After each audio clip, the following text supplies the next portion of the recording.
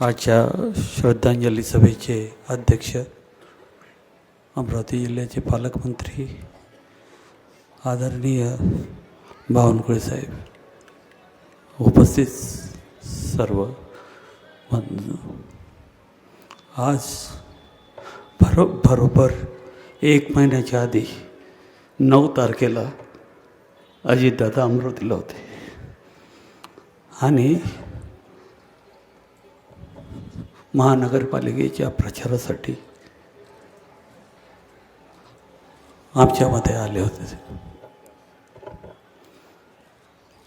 अजितदादा सोबत जवळपास मी 1995 पासून, तसं 91-92ला माझा परिचय होता, परंतु खऱ्या अर्थानं 1995ला ज्यावेळेस भुजबळ साहेब विरोधी पक्ष नेते होते, मी त्यांचा खाजगी सचिव म्हणून काम करत होतो आणि आमचा A10ला बंगला होता विरोधी पक्ष नेत्याचा आणि तिथून आमचं विरोधी पक्षाचं काम चालू होतं. तर एकत्रित काँग्रेस होती. त्यापासून खऱ्या अर्थानं माझा दादांचा चांगला परिचय आला. नंतरच्या काळामध्ये 98ला काँग्रेस पक्ष आणि राष्ट्रवादी काँग्रेस पक्षाच्या 2 पक्ष झाले. त्यावेळेस भुजबळ साहेब विरोधी पक्षनेते म्हणून राष्ट्रवादीचे राहिले आणि त्या काळामध्ये खऱ्या अर्थानं 99 पासून दादासोबत सातत्याचा संपर्क आणि विश्वासाचा तांत निर्माण होत गेला. मला आठवते की 98ला ज्यावेळेस काँग्रेस राष्ट्रवादी काँग्रेसचं असं विभाजन झालं, त्यावेळेस रात्री 2-2, 3-3 वाजेपर्यंत आम्ही याद्या घेऊन बसलो होतो की काँग्रेसमधले कोण लोक आपल्यासोबत राष्ट्रवादीमध्ये येतील.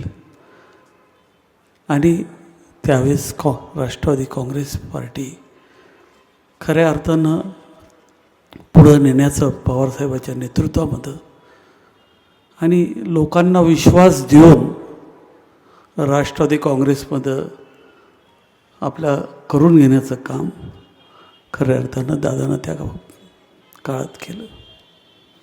नंतर सातत्यानं दादाचा माझा संपर्क येत गेला, विश्वास वाढत गेला आणि विश्वास वाढत असताना त्यांनी मला सातत्यानं, मी जरी सरकारी अधिकारी म्हणून काम करत होतो, परंतु त्यामध्ये प्रत्येक ऑफिसमध्ये पार्टीचं काम एखादा अधिकारी करत असतो. त्यामुळं राष्ट्रवादी काँग्रेस पार्टीचं, मग ते पार्लमेंटरी बोर्ड असू द्या किंवा वेगवेगळ्या कोणत्याही मीटिंग्स असू द्या पार्टीच्या, त्या ऑर्गनाईज करणं आणि त्याला पुढं नेण्याचं काम दादाच्या नेतृत्वात मी करत होतो. मला आठवते की अशा कितीतरी पार्लमेंटरी बोर्ड असतील की महत्त्वाच्या मीटिंग असतील, पवारसाहेबांसमोर सहसा कोणी विषय मांडत नसत, परंतु अजितदादाचं एक होतं की त्यांना जो विषय पवारसाहेबांना मांडलेला आहे आणि त्यांना तो जर पटला नाही तर तो त्या मीटिंगमध्ये सर्व 10 लोकांच्या 15 लोकांची मीटिंग असू द्या, तो त्यांनी कर्कशपणे मांडला पाहिजे. मी त्यांना म्हटलं एक दिवस, दादा आपण साहेब जे विषय मांडतात त्या विषयाला तुम्ही विरोध करता बरेच वेळ. ते म्हणे, खोडके एक गोष्ट लक्षात ठेव, आपल्याला जे वाटते की हे चुकलं आहे ते आपण सांगायचं, निर्णय घ्यायचं काम त्यांचं आहे. त्यांनी निर्णय घेतल्यानंतर मग तो इम्प्लिमेंट आपण करायचा, कारण की त्यांनी मग आता निर्णय घेतलेला आहे. परंतु कोणताच विषय आपण आपल्या मनात ठेवला नाही पाहिजे, आपण एकदम मोकळेपणानं विषय मांडला पाहिजे.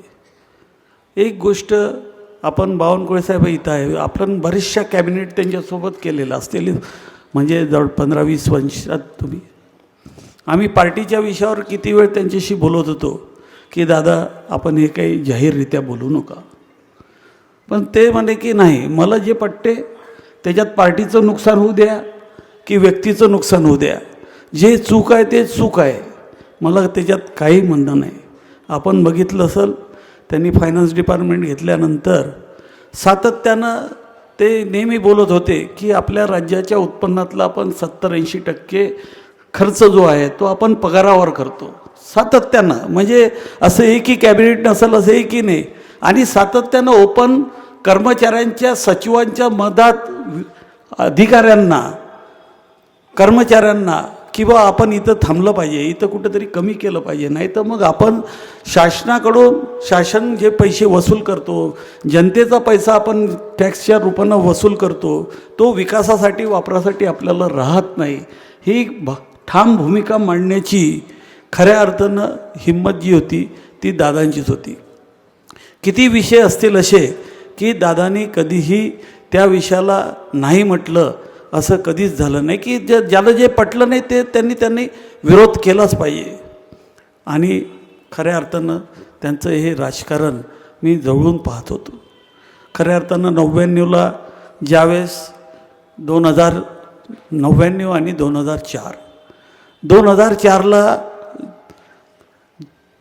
जे इरिगेशन मिनिस्टर म्हणून त्यांनी पूर्ण राज्य सर्वात फिरले असतील त्यावेळेस राज्य, तर प्रत्येक तालुका असा एकही तालुका नसेल की त्यांच्या 2-3-4 वर्षाच्या कार्यकाळात अजितदादांनं कोणत्या तालुक्याला भेट दिली नाही. त्यांनी राज्य समजून घ्यायचा प्रयत्न खऱ्या अर्थानं 2004 ते 2005 6च्या मधात केला. आणि ते नेहमी सांगत होते की आपण इथं बसून आपल्याला राज्य समजू शकत नाही, आपल्याला लोकांच्या भावना समजत नाही, लोकांचे प्रश्न आपल्याला समजू शकत नाही. जोपर्यंत आपण त्या लोकांमध्ये जाणार नाही, त्या लोकांशी बोलणार नाही, त्या लोकांशी संवाद साधणार नाही, तोपर्यंत तिथले प्रश्न आपल्याला समजणार नाही. आणि सातत्यानं 2004 पासूनचा त्यांचा जो प्रवास होता तो काल परवापर्यंत चालू होता. आता अमरावतीला ज्यावेळेस आले होते त्याच्या 1 महिना पहिले माझा ॲक्सिडेंट झालेला होता. मी स्टेजवर बसलो होतो.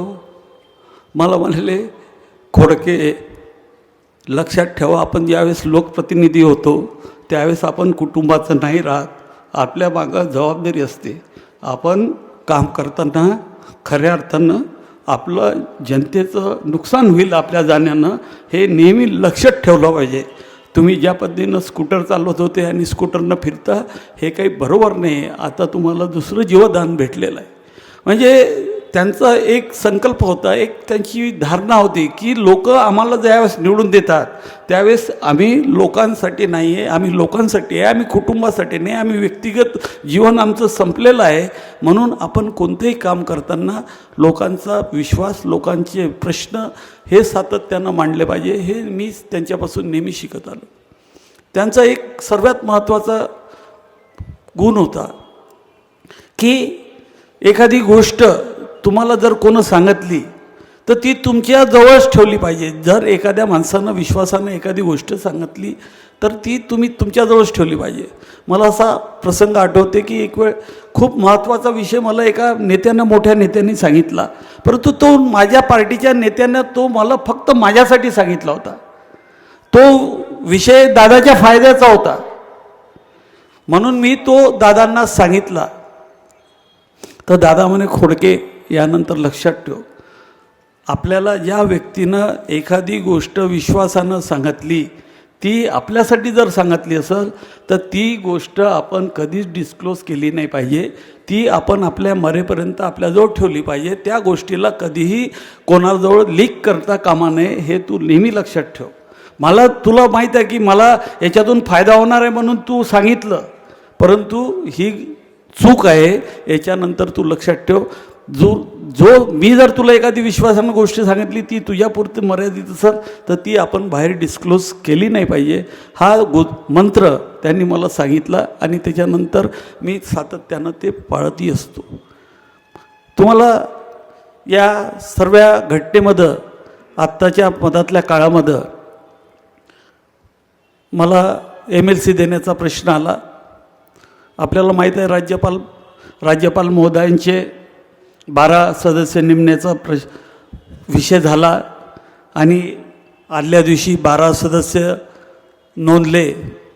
म्हणजे नावं पाठवायचं ठरलं आणि रात्री 12 नावं पाठवलेसुद्धा. रात्री 12 नावं पाठवले, त्याच्यात माझं नाव 3 राष्ट्रवादीला आले होते, 3 सेनेला आले होते, बाकीचे सर्व BJPचे असे नावं राज्यपालांकडे गेले. परंतु त्याच्यात वरिष्ठ नेत्यांकडून काहीतरी बदल झाले आणि त्यांनी सांगितलं की 12 आपल्याला 8च करायचे आहे. माझ्याजवळून, कारण की राज्यपाल नियुक्तीसाठी जे काही प्रोटोकॉल आहे त्याच्यात मला मी संस्थेचा कोणता मेंबर असला पाहिजे, सामाजिक संस्थेमध्ये काम करत असला पाहिजे, ते कागदपत्र माझ्याजवळून घेतले होते. सर्व झालं, सर्व पाठवलं आणि दुपारी 2 वाजता तो निर्णय बदलला आणि 2 वाजता काही नावं कट केले. मी सह्याद्रीवर होतो, तेही सह्याद्रीवर होते. नाव जाहीर व्हायला आता 1 तास बाकी असेल. मी त्यापर्यंत असं होतो की माझं नाव आता जाहीर होणार अर्ध्या तासात. मला त्यांनी बोलावलं आणि असा कठोर निर्णय ज्यावेळेस ते घेत असतात त्यांचे डोळे लाल झालेले असतात. ज्यावेळेस एखादी आपल्या जवळच्या व्यक्तीला काही आपल्याला कठीण गोष्ट सांगायची असली तर ते भावुक होऊन जात होते. खूप हळव्या मनाचे होते ते, इतक्या हळव्या मनाचे की आपण एवढा कठोर माणूस आपण पाहता सर्वजण आपल्याला वाटतं तो खूप कठोर माणूस होता, पण त्याच्या एवढा हळवा माणूस पण नव्हता. मला बोलावलं त्यांनी आणि मला सांगितलं, खोडके, निर्णय असा असा झालेला आहे आणि त्याच्यामुळं आपण 3 नावं पाठवले होते. पंकज भुजबळचं पाठवलं होतं, इद्रिस नाईकवाडी आणि तुमचं नाव पाठवलं होतं. परंतु या 2 नावातलं मी एकही नाव थांबवू शकत नाही. तुमचंच नाव मला थांबवावं लागलं. परंतु पुढच्या येणाऱ्या काळामध्ये तुमचा 100% आपण विचार करणार आहोत. आणि पुढच्या काळामध्ये त्यांनी म्हणजे महाराष्ट्रातलं असा अजितदादाच निर्णय घेऊ शकते की एका घरात 2 आमदार देण्याचं जे एवढा कठोर निर्णय घेण्याचं सामर्थ्यसुद्धा त्या अजितदादामध्येच होतं. आणि या सर्व काळामध्ये मी त्यांच्यासोबत सावलीसारखा काम करत होतो, कारण त्यांचं माझं ट्युनिंग म्हणजे नजरेवर जोडलेलं होतं. मी समजा त्यांच्याकडं पाहिलं तर मला त्यांना काय पाहिजे हे मला समजत होतं, की त्यांची भावना काय आहे हे मला समजत होतं. आणि मी सुद्धा मलाही बऱ्याचशा वेळ मी जर एखाद्या वेळेस राजकीय चर्चा करायला त्यांच्याकडं वेळ मागितली तर ते मला रात्रीची वेळ देत होते. 8-9 वाजता म्हणजे सर्वे गेल्यानंतर जेवासाठी यायचं. आणि एक गोष्ट निश्चित होती की मला जे त्यांना दिलेला मंत्र मी नेहमी पाळत होतो, की मला जे वाटत होतं की दादा हे चुकून राहिलं, दादा हे असं असं आहे, हे असं असं चुकून राहिलं. तर मग जे त्यांना पटलं नाही तर काही नको सांगू, मला फालतू शिकू नको, मला जास्तीचं शिकवायचं काम नको करू. आणि जे पटलं ते इतक्या सिरियसपणे ते अंमलात आणत होते की ज्याच्यात आपण विश्वासही करू शकत नाही. म्हणजे त्या माणसाचं एक होतं की कोणी लहान माणूस असू द्या, मोठा माणूस असू द्या, जे काही विषय आहे तो विषय जर खऱ्या अर्थानं त्यांनी त्याच्याजवळ मांडला आणि चांगल्या पद्धतीनं त्याला जर साथ दिली तर खऱ्या अर्थानं तो प्रश्न तो आत्मसात करणार, त्याला मार्गी लावणार आणि त्या पद्धतीनं त्याचं वागणूक देणार, ही त्याची शैली होती. आज या दिवशी घटना 28 तारखेला घडली. त्या घटनेच्या आधी बावनकुळे साहेबाला विषय माहीत आहे. पवारसाहेब दौसलं होते, आपले फडणवीस साहेब दौसलं होते आणि त्यांचा अजितदादाला फोन आला. आणि अजितदादाला फोन आल्यावर अजितदादानं मला फोन केला की अमरावती महानगरपालिकेत काय चालू आहे. मग मी सर्व परिस्थिती सांगितली. तर म्हणे CM साहेबांचा फोन आला होता, आता याच्यानंतर तुम्ही काही बोलू नका, वरिष्ठ काय निर्णय घेतील ते तुम्ही सांगा, बाकी तुम्ही काही आता चर्चा करू नका. नंतर आपलं इलेक्शन लागलं महापौरचं 31 तारखेचं. 26 जानेवारीला पुन्हा दुपारी ती तारीख वाढली. 26 जानेवारी असल्यामुळं मी त्या दिवशी मुंबईला जाऊ शकलो नाही. मंगळवारी कॅबिनेट होती. मंगळवारी प्री कॅबिनेटच्या आधी मी त्यांना फोन केला अमरावतीवरून की दादा आज CM साहेब आपल्यासोबत आहे, आपण जरा चर्चा करून घ्या. मला बोलले ठीक आहे, मी आज बोलतो. पुन्हा मला 4 वाजता फोन आला. CM साहेब अशी चर्चा झाली, परंतु CM साहेबांनी बावनकुळे साहेबांना चर्चा करायला सांगितलेलं आहे. बावनकुळे साहेब रात्री माझ्या घरी येणार आहे, त्यावेळेस आम्ही चर्चा करतो, मग तुम्हाला मी फोन करतो. आणि मी त्या दिवशी ट्रेनमध्ये बसलो, कारण की सकाळी मी ज्यावेळेस ऑफिसला विचारलं तर दादा बुधवारी मुंबईमध्येच आहे असं मला ऑफिसने सांगितलं. म्हणून मी ट्रेनमध्ये निघालो 27 तारखेला. आणि दादाचा कार्यक्रम जो आहे तो कार्यक्रम जनरली 11:30 12 रात्री दुसऱ्या दिवसाचा कार्यक्रम लेट येतो.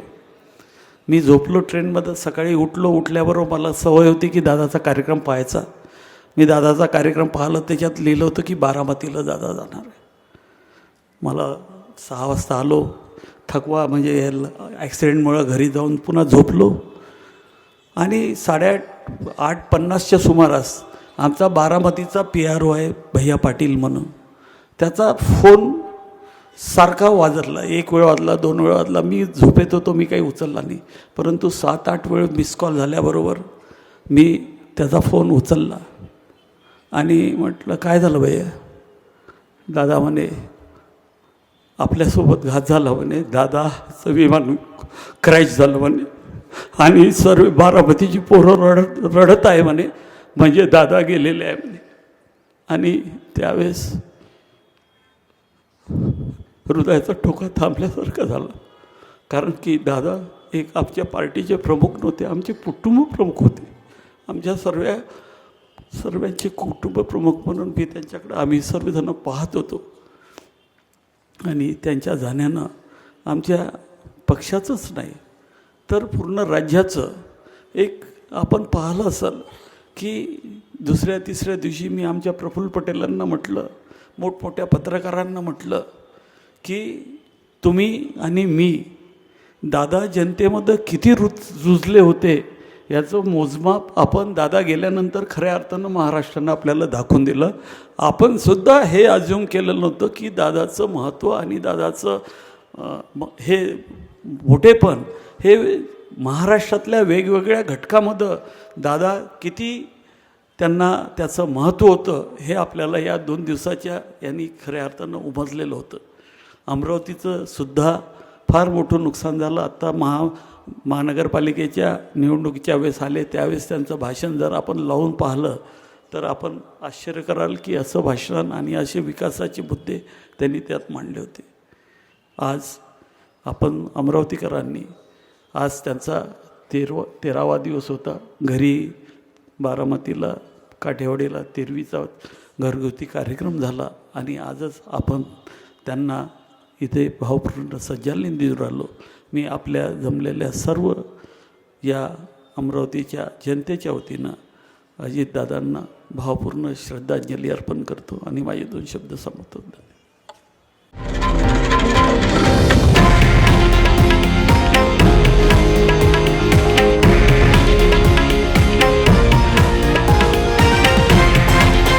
हे आहे देशातील नंबर 1 न्यूज नेटवर्क आणि आपण पाहत आहात TV9 मराठी, एकमेव.